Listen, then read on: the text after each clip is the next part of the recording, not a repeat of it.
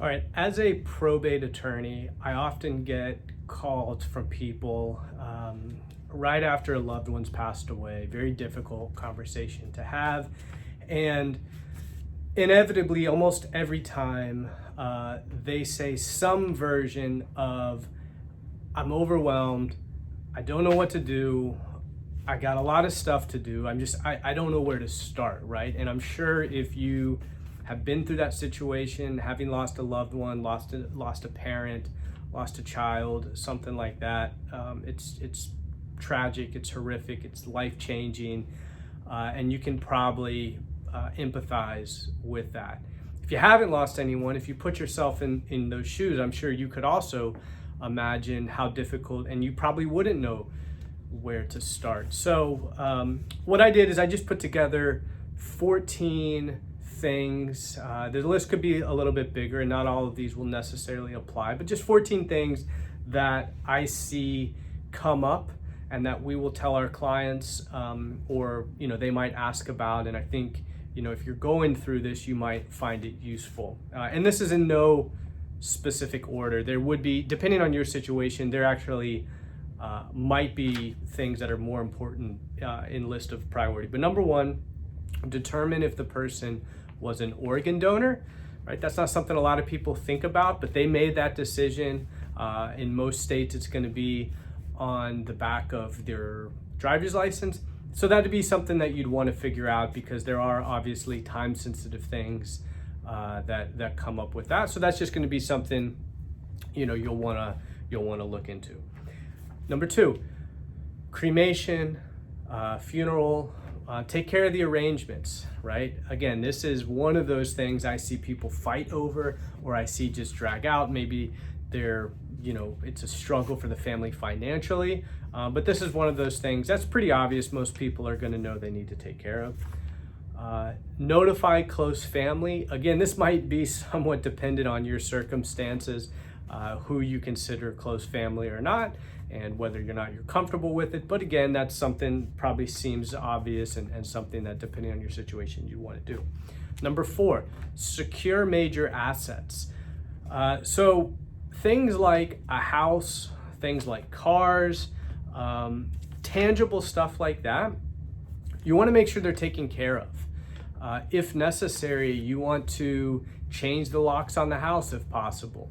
You want to, I see a lot of times where, maybe the family lives out of state, and mom was living in this house, she passes away, she's removed, or maybe she went into a nursing home at some point before, maybe she went to hospice, and then you have squatters move into the house, or you have people move into the house, or, family members who you really don't want living in that house. So this is one of those things where you want to move, you kind of have to move relatively quickly, just so that the assets are preserved, and you save yourself a lot of headaches when you eventually get around to cleaning out the house, selling the house, doing whatever you have to do with it. But houses and cars, those are probably two of the big things. Number five, obtain several certified death certificates. Now, depending on your state, and I'm speaking to Florida specifically, we have a long form and a short form. The long form, that just is going to state the cause of death, whereas the short form does not. Get 5 copies of each, a couple copies of each. You might need them for court. You might need them for if you're trying to make a claim on the life insurance policy. If you're filing a lawsuit, maybe it was a wrongful death case, a medical malpractice, you want to make sure that you have copies. This can usually be done at the funeral home. They can usually order copies, or sometimes even the hospital, they can do it. But, it can take a little while depending on, you're not going to get them right away, but go ahead and order a couple copies. Number 6, contact the funeral homes. That's kind of, we talked about that before. Number 7, notify extended friends and family, the public, if you're going to do an obituary, something like that. Again, we talked a little bit about that. Close financial and investment accounts. Well, you want to be careful with that. Again, speak with speak with the relevant professional, speak with the advisor, speak with the attorney. But there might be some things that you need to do with regards to the financial and investment accounts. You may not want to close them right away. That could potentially have tax implications.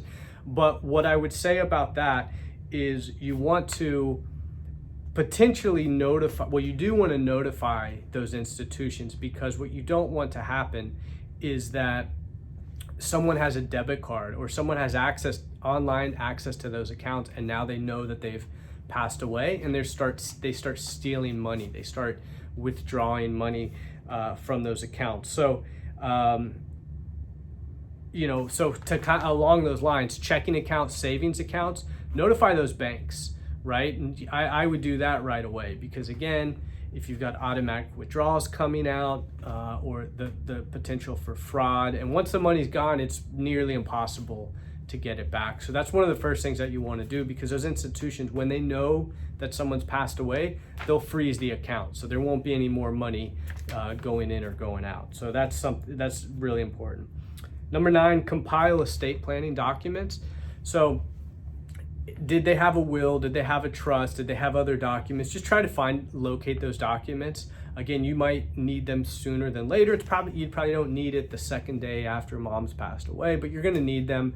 And sometimes it can take a little while to find them, especially if a lot of time goes by, and if, the example of someone moving into the house and maybe they're rummaging through their stuff, they steal the documents. Do you know the estate planning attorney? You might want to contact them, which kind of goes to number 10, consult with a probate attorney, consult with an estate planning attorney. Depending on the situation, you might have to go through probate, which is the court process, or you might need assistance with what we call trust administration, helping if everything was set up in a trust, making those distributions. So contact the relevant professional. Make a list, number 11, make a list of all the assets and the debts. This is going to be very helpful for you, for the family, for the attorneys involved. Just compile a list of everything that they had and try to get a hold of any debts that they might have had. Number 12, cancel services and accounts. So again, this is just going to save you some money. Once mom's passed away, this sounds a little cold, but she doesn't need a phone. She doesn't need a cell phone service anymore. She doesn't probably need her Comcast account, her AT&T account. So we want to start closing all that up, because if there is money, that's ultimately going to go to the beneficiaries. Why give it to Comcast? Why pay, telephone bills unnecessarily? Number 12, you might have to order a headstone or an urn. I see some fighting around that.